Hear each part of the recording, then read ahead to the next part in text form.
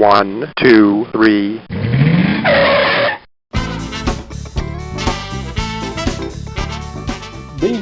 Bem-vindo ao Paladar Distinto, seu podcast de gastronomia. E hoje eu tenho a honra de falar com a Joana Martins, do Manioca, que tem ingredientes tradicionais, inovadoras, diretamente da Amazônia. Tudo bem, Joana? Tudo bem, Gabriel. É um prazer estar aqui.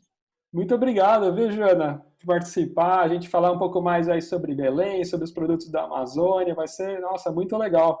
A gente também gosta muito de poder falar um pouquinho mais, né, sobre o trabalho que a gente faz aqui, toda essa história de cozinha amazônica que o Brasil começa a descobrir. E a paixão pela gastronomia vem desde pequena, né? Na verdade, eu digo que vem antes de eu nascer, né? Eu sou de uma família que, enfim, trabalha com gastronomia paraense. A gente teve um restaurante por 49 anos que fechou esse ano por conta da pandemia, né? Mas são 3 gerações trabalhando, né? E assim, não só a família em si, eu acho que todo paraense tem uma relação com a cozinha que é muito forte, né?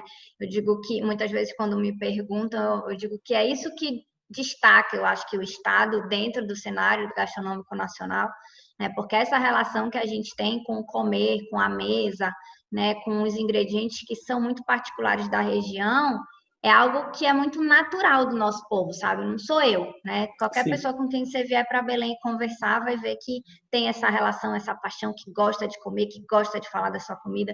Então, mas a minha história mesmo tem essa relação profissional, né? Eu cresci dentro do restaurante da minha família, começou com a minha avó, né? O meu pai depois assumiu mais a questão da cozinha. No começo ele era mais focado na administração do negócio.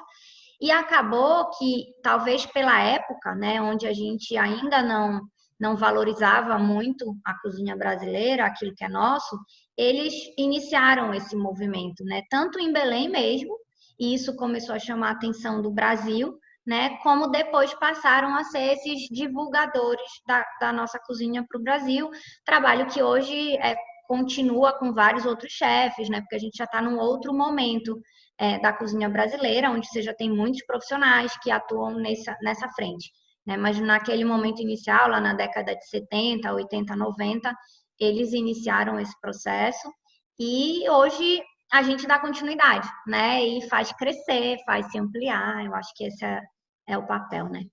Com certeza, não. Eu estudei muito assim sobre o restaurante, foi super legal, sobre o trabalho incrível, né, que seu pai fez de levar, né, esses produtos da Amazônia para o Brasil inteiro e para o mundo, né, assim, não só para o Brasil, né, ele começou no Brasil, mas despertou até chefes renomados, né, Ferran Adrià também. Ele era muito apaixonado, assim, sabe? Ele acreditava muito, eu acho que começa daí, né, Gabriel? É a gente acreditar no produto que a gente tem, seja ele qual for, né?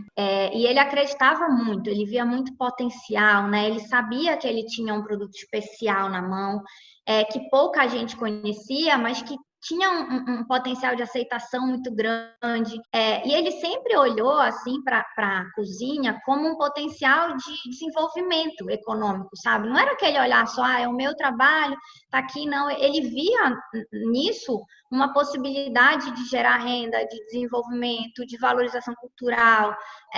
E ele fez um trabalho que é muito legal, porque de fato ele apresentou, né? Ele era aquele cara que não era mala nas costas, mas era isopor nas costas, né? E saiu viajando pelo Brasil, até numa época que não é hoje, porque hoje muito se fala, né? Você tem já até a profissionalização desse trabalho.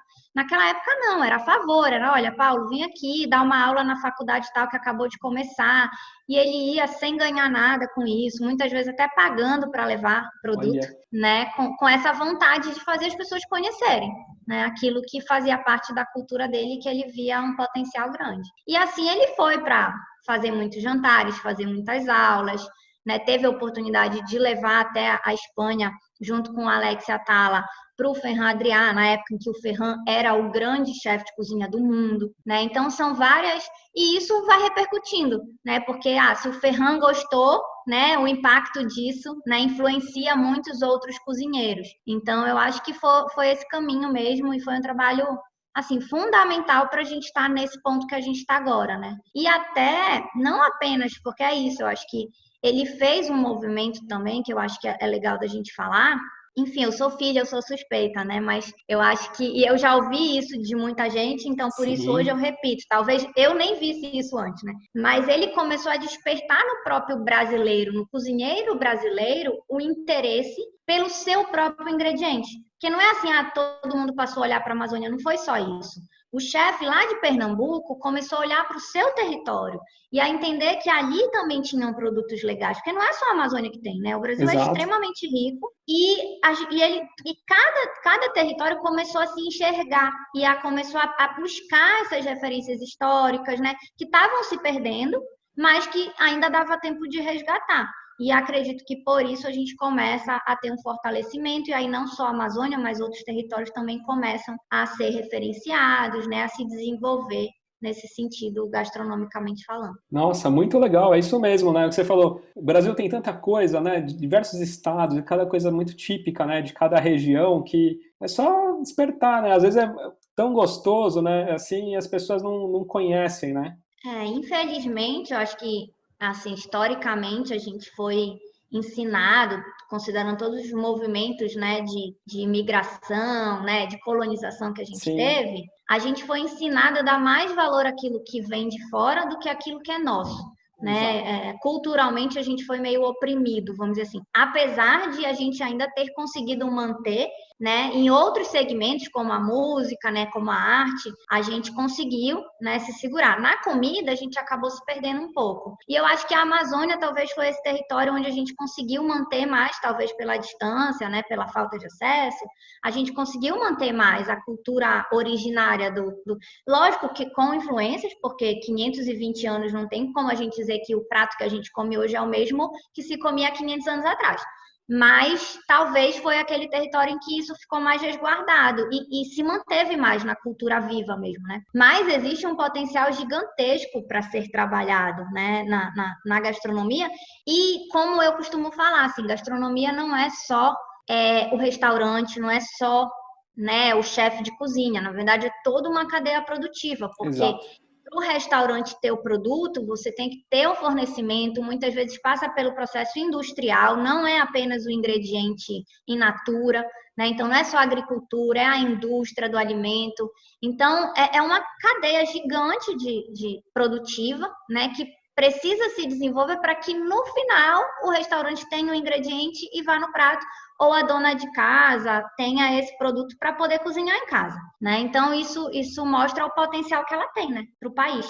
Até um exemplo, assim, eu gravei um episódio sobre o mel, né, lá do sul, que ele é considerado, já ganhou vários prêmios, assim, como o melhor mel do mundo e tal. E tem o mel da Bracatinga, que é um mel lá específico, tal, que dá, acho que a cada 2 anos, tal. E ninguém dava valor, Joana. Todo mundo falava, não sei o quê, não sei o que lá. Aí a empresa começou, a Prodaps começou a divulgar, a enviar também. Aí depois lá na Alemanha virou boom, sabe? E aí depois todo mundo falou, nossa, aí os produtores falaram, não, agora vamos fazer de Bracatinga. Então, assim, precisa alguém de fora, né, valorizar, que nem você falou, valorizar o nosso produto para depois falar, nossa, a gente tem um ouro aqui e não sabia, né? Em geral, sim, infelizmente, né? A gente não consegue olhar o potencial que o que é nosso tem, porque não é só na comida, é em tudo, né? Sim, A própria música, se você parar para pensar, o brasileiro acho que começou a valorizar essa música quando a Bossa Nova aconteceu lá em Nova York, sabe? Lá nos Estados Unidos. Então, é cultural nosso, é algo que a gente precisa mudar, né? A gente precisa enxergar.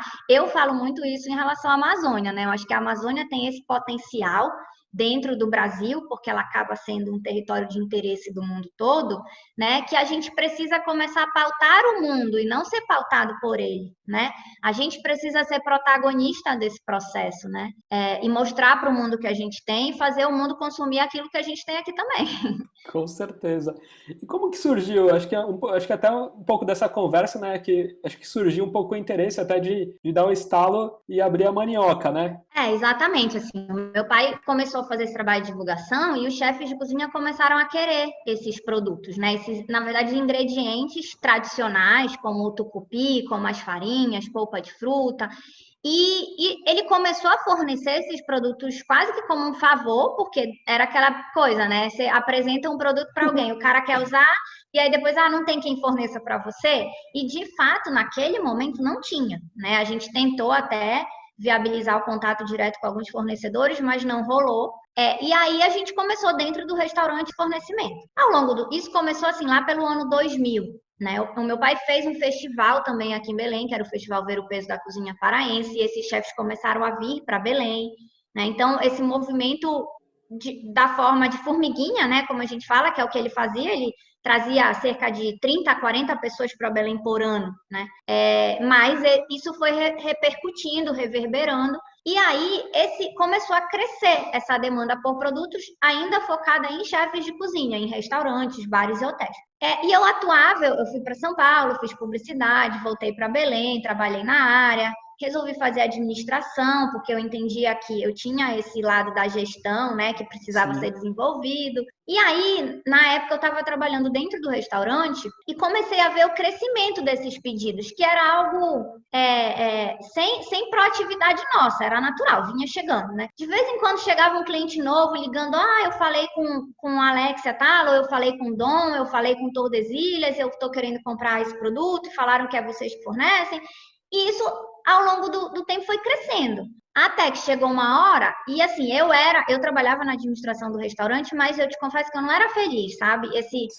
A gestão de restaurante é algo que é muito complexa, não combinava comigo, com o meu perfil de negócio. E aí chegou um momento que eu vi naquilo uma oportunidade, né? Olhando, vendo que a gastronomia brasileira estava crescendo, o interesse das pessoas começava a aumentar, a mídia começava a falar muito disso. Eu falei, olha, aqui é uma oportunidade de empreender, e foi aí que a Manioca surgiu, né? Num primeiro momento com produtos mais tradicionais, como era o caso do tucupi, da farinha d'água, da farinha de tapioca, do feijão manteiguinha de Santarém. E aí depois, né, a Manioca foi fundada em 2014, então a gente já tem 6 anos, quase 7 de trajetória, e aí a gente começou a entender também como comercializar esses produtos para o consumidor final, porque são lógicas diferentes, né? O que você falou era mais para restaurantes. Exatamente. E é bem diferente a forma de trabalhar, né, para esses dois públicos. E aí, de lá para cá, a partir de 2018, a gente começou a entrar em algumas redes de varejo, né? E aí começou a entender também que esse produto ele precisa ser adaptado para o mercado consumidor, porque o chefe de cozinha é um profissional, então ele até sabe como lidar com o ingrediente mais puro, né? Já o consumidor final quer coisas mais práticas, mais simples, né? Com um caminho de como usar, embalado de forma diferente. Como trazer o tradicional e inovando também, né, Joana? Exatamente, é esse o ponto. Eu acho que hoje esse é o grande objetivo da Manioca, né? A gente entendeu que ao longo do tempo, assim, o modelo de negócio da Manioca é um negócio que não só atende à necessidade do consumidor, que é essa necessidade de novos produtos, de produtos brasileiros, de produtos da Amazônia, mas também a gente precisa adaptar esses produtos, porque o produto tradicional, ele é muito particular de ser consumido por a gente que está aqui na Amazônia. A gente cresceu entendendo o que é esse produto, consumindo esse produto, sabe como usar, né? Mas quem está fora tem outra cultura, né? E aí a gente precisa entender essa língua do consumidor e fazer pequenas adaptações, nem são tão grandes, né? Sim.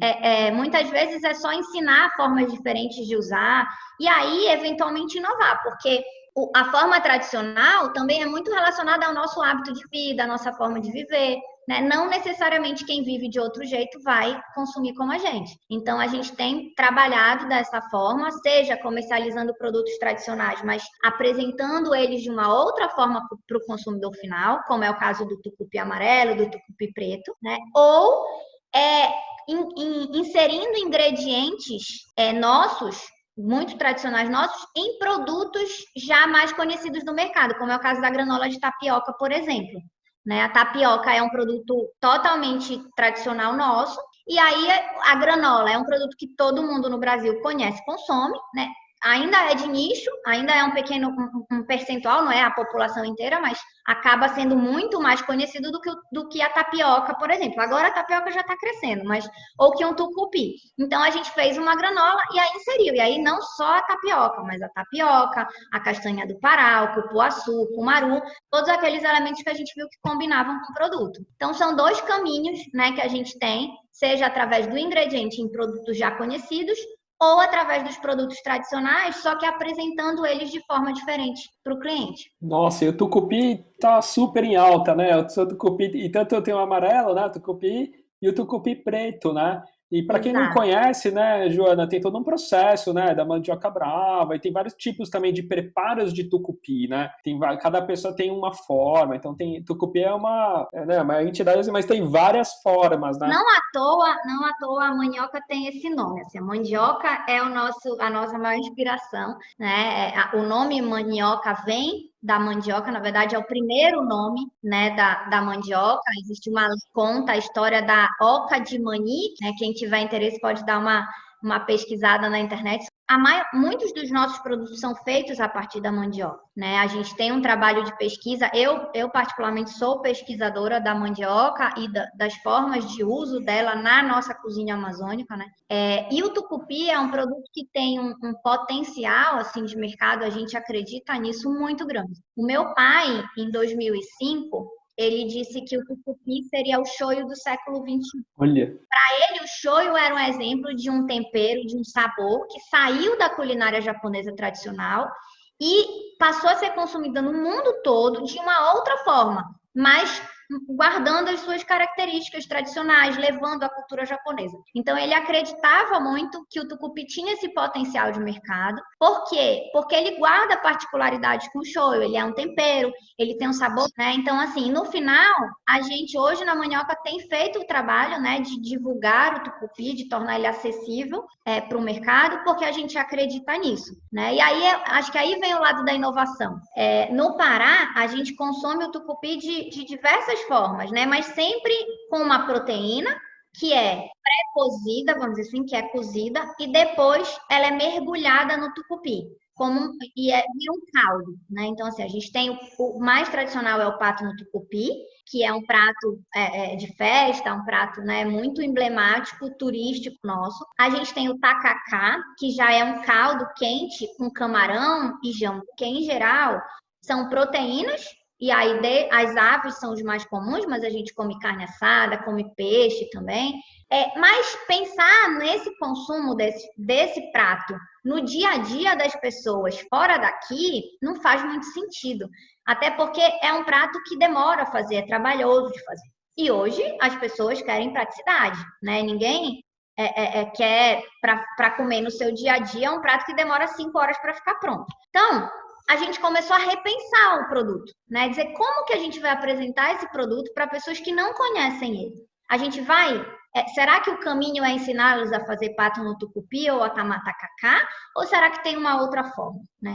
E foi aí que a gente entendeu que, na verdade, no papel do prato, o tucupi, ele traz o sabor, ou seja, ele tempera o prato, né? E ele, eventualmente, amacia a carne também. Olha. Porque ele é ácido, então muitas vezes o pato, por exemplo, tem uma carne dura, né? Então você assa ele, depois cozinha no tucupi e aí ele consegue quebrar um pouco as fibras do pato e torna ele mais macio. E aí a gente desenvolveu uma embalagem também num tamanho menor, porque aqui no Pará a gente compra tucupi em garrafa de 2 litros. Nossa.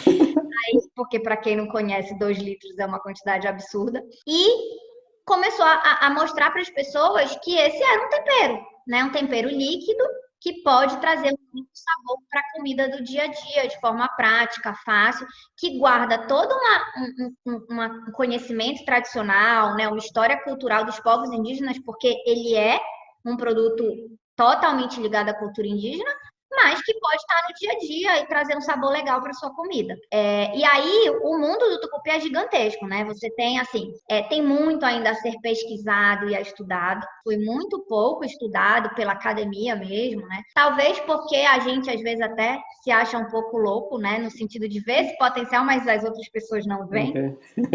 Hoje, nós produzimos tucupi na mandioca.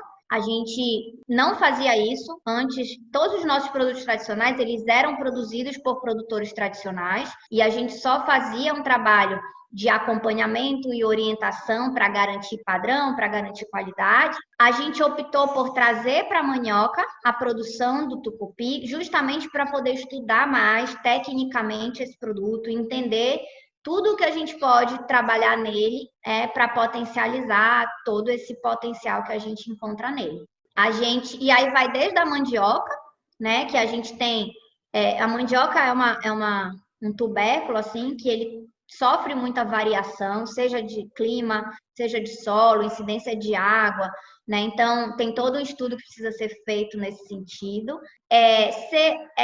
A gente já começa a trabalhar com uma mandioca diferente, porque a mandioca que normalmente é mais espalhada pelo Brasil é a mandioca mansa. E na Amazônia a gente usa mais a mandioca brava. O que isso quer dizer? Que a mandioca da Amazônia ela tem mais cianeto, ácido cianídrico, né? Que na verdade se transforma em cianeto, que é venenoso, mas que com o processo de cocção adequado a gente elimina completamente. Então, é um produto que tem que ter cuidado de onde se compra, né? Mas ele passando pelo processo básico, né? De produção, ele já não tem risco para a saúde de ninguém. E aí existem outras nuances, porque ele é um fermentado, e como todo fermentado de fermentação natural, né, também sofre muita variação.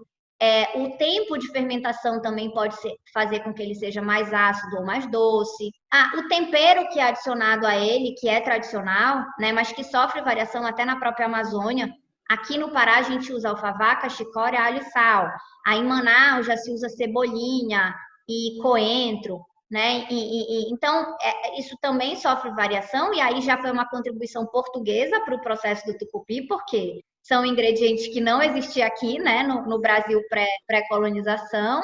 Então, assim, é um produto extremamente rico, né, assim, de sabor, porque ele é o que na gastronomia a gente fala de umami, né? Ele traz aquela coisa de o produto que quando você coloca na boca, você identifica o sal, o doce, o amargor, a acidez, né? Ele é um produto que tem uma complexidade de sabor muito grande, que incentiva a salivação da boca, então ele potencializa também o sabor. Enfim, eu sou apaixonada, eu acho que a gente falaria aqui horas sobre o tucupi. E qual que é a diferença, Joana, assim, para o tucupi preto, né? Ele é mais reduzido? Ele é uma redução do tucupi normal? O tucupi preto, ele é uma redução, assim, tecnicamente ele é uma redução do tucupi amarelo, né? E ele é colocado coccionado e ele reduz a ponto de virar uma pasta. É um concentrado bem forte. E aí, com essa redução, você tem uma concentração de sabor, você tem uma caramelização do amido, né? Que tem naturalmente no tucupi, e uma concentração de sabor. Né? E como ele é feito no processo tradicional, a gente, na verdade, hoje a gente tem a pasta, que é o produto tradicional, que ele é feito até hoje pela produtora que nos apresentou esse produto, né? E a gente desenvolveu o molho de tucupi preto, que aí é uma diluição mesmo dele, já com esse olhar de tornar esse produto de mais fácil uso para o consumidor final. Em geral, o chefe de cozinha prefere a pasta, né? O concentrado. E o consumidor final prefere o molho, porque já é o produto na diluição mais fácil de usar, entendeu? Mas tecnicamente ele é a redução do amarelo. Você estava falando do pato, né? Do pato no tucupi, da maniçoba e tal. E tem o tacacá também, né? Acho que esses três pratos são, acho que os três, assim, principais, né? Assim, da gastronomia paraense, né?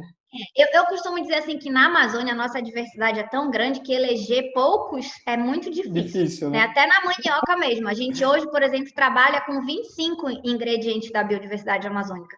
E aí, quando consultores ou pessoas mais da área de negócio vêm avaliar o negócio, falam, nossa, gente, não dá para reduzir a quantidade de ingredientes. Não, eu falei, não, mas isso é a Amazônia, né? Não dá para reduzir, senão a gente não vai levar a Amazônia que a gente quer para as pessoas conhecerem.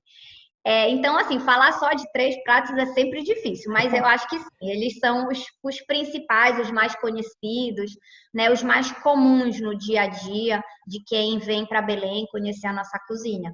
Mas tem uma infinidade aí de coisas, de peixes, né? Só peixes eu acho que eu poderia listar uns 10 rapidinho para você, que a gente tem acesso, que a gente consome. Então, é uma diversidade muito grande que a gente tem aqui. Muito, né? De peixe, né? Tem pirarucu, filhote, né? Nossa, são o pirarucu, filhote, tambaqui, tucunaré, jaraqui, mapará. Esses são os mais. Tem matrinchã também? Tem o tamoatá, matrinchã. Aí a gente começa a entrar no Amazonas. Assim, acho que uma coisa legal também de falar, Gabriel, é que a Amazônia ela é muito grande, né? Então, assim, por mais que a gente fale de uma gastronomia amazônica, na verdade, cada estado da Amazônia tem suas particularidades em termos de alimentação, né? Então, o Amapá é um pouco mais parecido com o Pará, até porque ele fazia parte do território paraense. Então, você tem no Amapá o açaí, peixes em comum com Belém e com o Pará, porque é um território geográfico mais parecido. Aí no Amazonas, você já tem vários ingredientes que são muito comuns no Pará, que já não são comuns no Amazonas, e a oferta de peixes é bem maior, porque aí eles estão, Manaus fica no coração do rio Amazonas, né? Então, assim, aí você já tem espécies que tem só lá, que você não encontra no Pará, porque o Pará fica já na foz do rio Amazonas, né? No encontro do rio com o Atlântico. Então, já tem uma incidência diferente de biodiversidade. Aí você já vai lá para Roraima, que já é outro território, né? Você desce para o Acre, para Rondônia, é uma outra realidade. A ocupação desses territórios foi diferente, sofreu influências diferentes.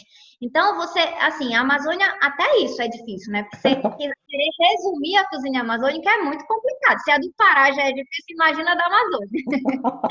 Não, é muito legal. Eu gravei com o chefe Beto lá de Roraima. Nossa, foi muito legal também. Nossa, muito lá legal. eles têm esse resgate da culinária indígena, né? Que é bem forte, porque tem algumas etnias indígenas ainda muito presentes, muito, né? Já no Pará, por exemplo, pelo desenvolvimento errado, que eu costumo dizer que a gente teve aqui, né? A gente acabou tendo poucos indígenas no território. Não que não tenha, óbvio que ainda tem bastante, mas se a gente for avaliar dentro da Amazônia, é o estado que talvez tenha menos indígenas, não indígenas em si, porque todos nós somos, né? Mas mais indígenas que guardam a sua cultura, que mantêm no seu território, né? Então, aí a gente já tem mais no Amazonas, em Roraima, no Acre. Aqui ainda tem mais em territórios mais isolados, né? Isolados, né? Sim. Eu gravei também um episódio muito legal com o chefe Zena. Ele fica em Santarém, ali, perto de Altar do Chão, assim, nossa, demais muito legal também. Muito legal também. E eu vi, Joana, assim, você tem geleias incríveis, né? Assim, geleias que eu falei, nossa, e até tenho algumas dúvidas, porque eu vi algumas assim, falei, nossa, eu não conheço essa daqui, né? É geleia de priprioca. Então, a priprioca ela é uma raiz aromática que até pouco tempo atrás ninguém usava na comida.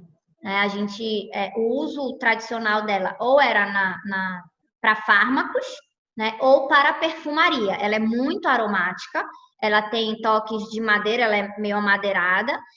E aí, em 2005, o meu pai, assim, ele realizava o Festival Ver o Peso da Cozinha Paraense, que era um festival que trazia chefes de todo o Brasil para Belém, jornalistas, que vinham para cá, davam aulas, conheciam o nosso território e faziam alguns eventos, alguns jantares, eventos de rua, né? Era bem variado o festival.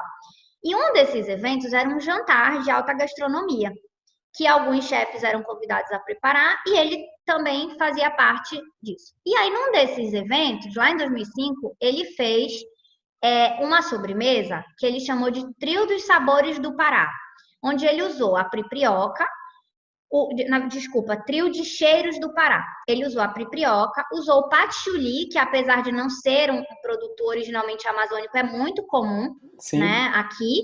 Ele é indiano, na verdade, o patchouli, e usou o cumaru. Naquela época, ele não sabia que o cumaru era um produto já super conhecido na França. Ele não tinha essa informação. Ele foi no Ver o Peso, a gente tem aqui no mercado Ver o Peso uma área que é só das herveiras, que a gente chama, né? E foi lá, conversou com elas, entendeu quais eram aqueles que tinham potencial alimentar e resolveu fazer a sobremesa. Era um jantar bem experimental, assim, dos chefes se aventuram mesmo, né? Coisas não testadas. E aí o prato foi super bem recebido, especialmente as sobremesas feitas com a priprioca e com o cumaru. O patchouli não foi muito bem aceito, porque de fato ele é um perfume e tal, não ficou nada no paladar. Já a priprioca e o cumaru foram muito bem aceitos. Sendo que o cumaru ele veio a descobrir depois que já era super usado na França, é a fava tonka, né? Na Europa ele já é muito conhecido, mas no Brasil até então não era. E a priprioca nunca ninguém tinha usado nem conhecido. Depois disso, alguns chefes começaram a usar a priprioca. Aí, logo depois, a Natura lançou o perfume de priprioca, porque até dentro da perfumaria ela não era usada no resto do Brasil, era algo muito amazônico. E aí a gente, até para resgatar essa história, né, a gente resolveu Sim. fazer nessa busca por formas inovadoras, né, de desenvolver produtos da Amazônia. A gente resolveu, inspirado na geleia de rosas, que é uma geleia internacionalmente famosa, a gente fez a geleia de crepioca. Que legal, que bacana. Tem outro também que é taperebá, né? O taperebá é uma fruta. É, na verdade, um primo bem próximo do cajá, do Nordeste, o taperebá. Só que, assim, na Amazônia, aí eu não sei te explicar agronomicamente o que acontece, mas Sim. as nossas frutas, elas acabam sendo bem mais ácidas, né? Então, a gente diz que não é, apesar de cientificamente ser o mesmo fruto, o sabor é bem diferente por causa do terroir, né? Dessas influências. Então, ele acaba tendo uma acidez mais forte do que a do cajá. Mas, tecnicamente, originalmente, cientificamente, é o mesmo. E aqui a gente chama de taperebá, né? Tem outro diferente do cajá que é usado no. Ah, entendi. Nossa, vocês têm, nossa, geleia de jambu, geleia de mucuri, de cupuaçu. Nossa, O tem uma linha jambu, por fantástica. exemplo, é uma hortaliça, né? O jambu é um produto que também é bem interessante, assim, para quem não conhece, porque ele é uma folha, uma folhagem parecida com agrião, é uma espécie de agrião, né, botanicamente falando, mas ele tem uma propriedade que causa uma certa dormência na boca. Então, isso é super divertido, né? Para quem nunca experimentou, é uma sensação bem divertida. E a gente fez a geleia exatamente por isso, porque que é para ser essa brincadeira, né? Para quem gosta de coisas diferentes, assim, é uma forma legal de apresentar coisas da Amazônia, né? Sim, e também tem a linha das sementes também, né? As castanhas, os nibs, né? O próprio cumaru. O cumaru, como eu falei para você hoje, já começa a ser mais conhecido no Brasil, né? Na nossa, a gente tem uma loja virtual, é um dos produtos que mais vende hoje na nossa loja virtual é o cumaru, porque ele é uma semente aromática que pode substituir a baunilha nas preparações, né? Especialmente da confeitaria.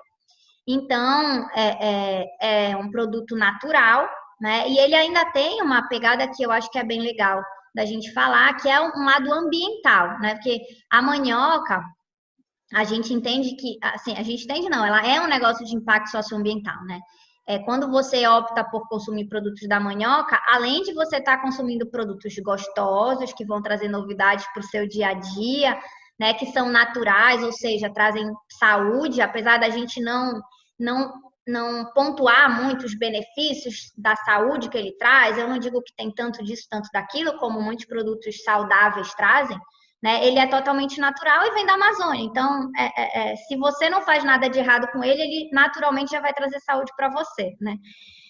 O cumaru, a gente tem todos os nossos produtos, porque quando a gente valoriza aquilo que é da Amazônia, o nosso povo começa a ter emprego, ter renda e a ter uma melhora da autoestima, inclusive, né?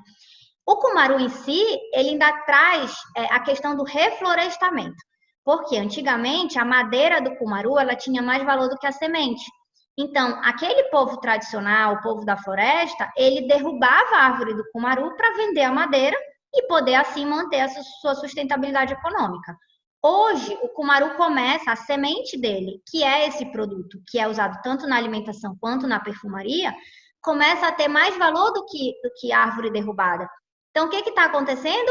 Esse povo tradicional está reflorestando a floresta com o cumaru, com uma espécie que é nativa, tradicional da região, que dialoga com esse ecossistema todo, né, ambiental da floresta, e tirando renda disso. O que é fantástico, né? Porque eu cresci ouvindo que a Amazônia não podia se desenvolver. E eu te confesso que isso era algo que me fazia muito mal, né? Eu digo, ouvindo assim a TV falar, né? Que na época, quando eu era criança, o único meio de comunicação que tinha era a TV e os jornais. A gente ouvia o Brasil, né? Esse Brasil que vem de fora para dentro, falar que a gente não podia se desenvolver, porque a gente tinha que se manter preservado. A gente entende todo o impacto ambiental disso. Mas depois que eu comecei a trabalhar com a mandioca, eu vi que, na verdade, dá para gerar desenvolvimento sem precisar derrubar a floresta. É um desenvolvimento diferente, Sim. né? É um modelo diferente de negócio, onde você tem que se preocupar tanto com o lado financeiro do negócio, quanto com o impacto ambiental e social que ele causa. Mas é possível gerar desenvolvimento. né? Então, e o cumaru, acho que é o melhor exemplo, o cumaru e a castanha do Pará, né? São os melhores exemplos de produtos que fazem isso de forma direta, né? Reflorestando.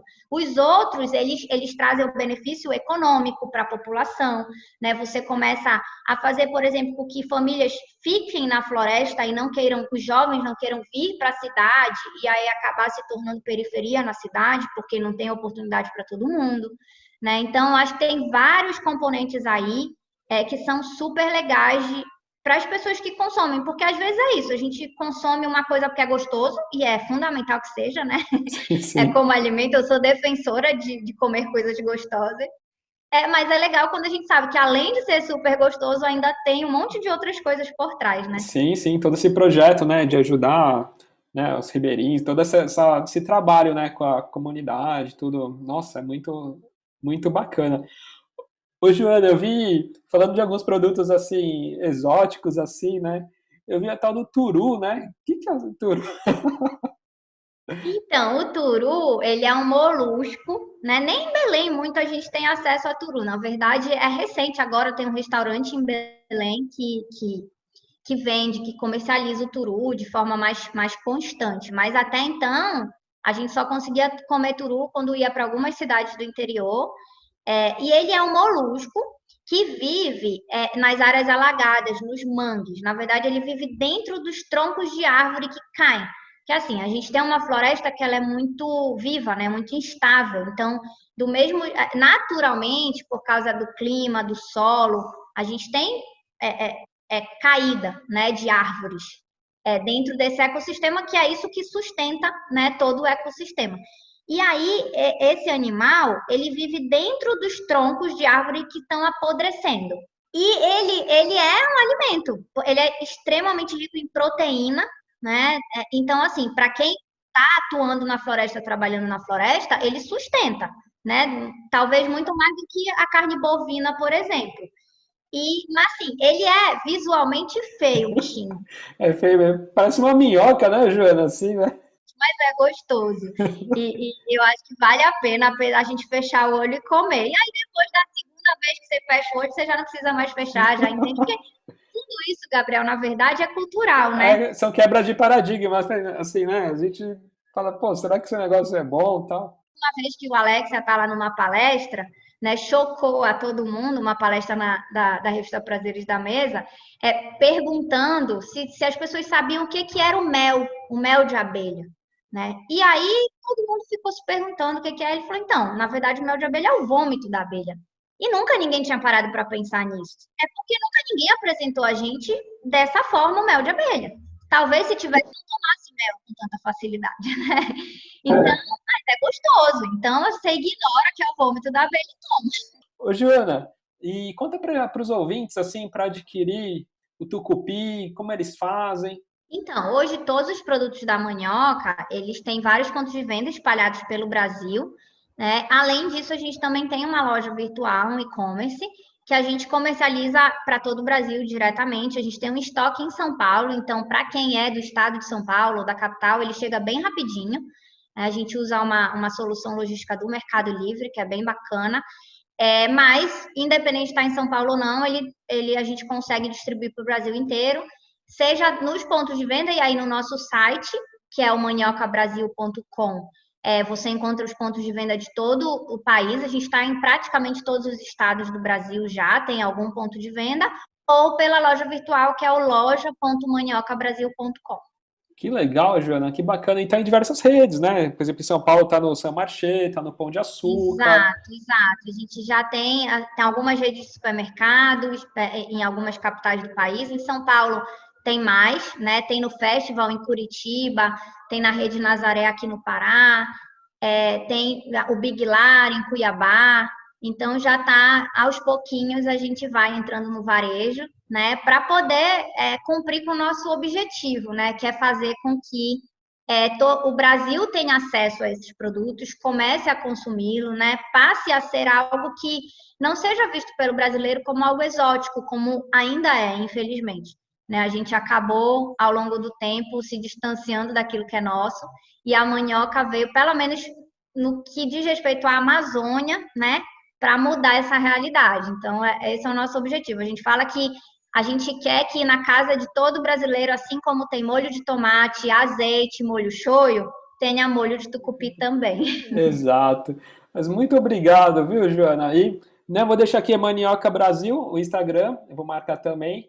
E super obrigado, viu? Falar contigo, conhecer seus produtos, sua história. Muito Eu que legal, viu? agradeço. A gente convida a todos os ouvintes, além de conhecer os produtos, também, quando puder e a pandemia passar, vir para Belém, conhecer em loco Exato. também toda essa cultura alimentar, o calor do Pará, né? A gente é uma cidade que talvez as pessoas não ouçam muito falar, mas que encanta muito a todos que vêm por aqui. Não, todos têm que conhecer mercado, né? O mercado europeu e tudo mais. É obrigatório, né? Exatamente. Ver o Culturalmente. açaí sendo tirado do pé da palmeira, né? A farinha sendo produzida no tacho, tem muita coisa para ver por aqui.